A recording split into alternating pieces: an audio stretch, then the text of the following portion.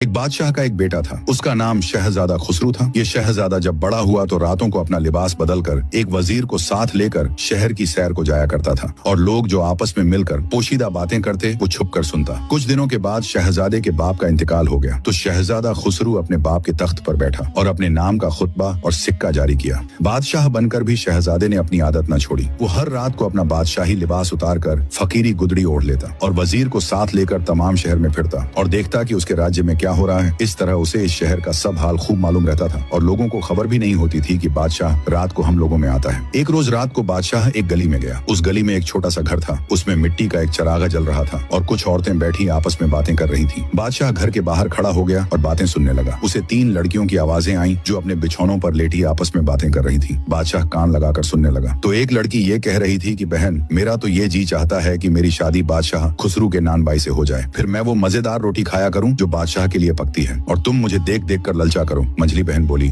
कि मेरा तो यूं जी चाहता है कि मेरी शादी बादशाह के बावर्ची से हो जाए, फिर तो मैं वो उम्दा उम्दा खाने खाया करूं जो रोटी से भी ज्यादा मजेदार हूं और तुम देख देख कर तरसा करो। छोटी बहन सबसे ज्यादा खूबसूरत और अक्लमंद थी। वो बोली कि तुम लोग बहुत नदीदी हो, खाने के लिए बादशाह के नौकरों से शादी करना चाहती हो। अगर मेरा बस चले तो मैं अपनी शादी बादशाह खुसरू से करूं कि मलिका बन जाऊं, खुद भी अच्छी तरह रहूं और औरों को भी आराम पहुंचाऊं। बादशाह इन तीनों बहनों की बातें सुनकर खुश हुआ। वजीर साथ था। उससे कहा कि तुम इस घर को अच्छी तरह से पहचान लो। सुबह को मैं तुम्हें भेजूंगा कि इन तीनों लड़कियों को मेरे हुजूर में हाजिर करो। वजीर एक ने इस घर को खूब अच्छी तरह से देखकर पता याद कर लिया। फिर बादशाह और वजीर दोनों यूं ही चक्कर लगाते और बातें सुनते अपने अपने घर को चले गए।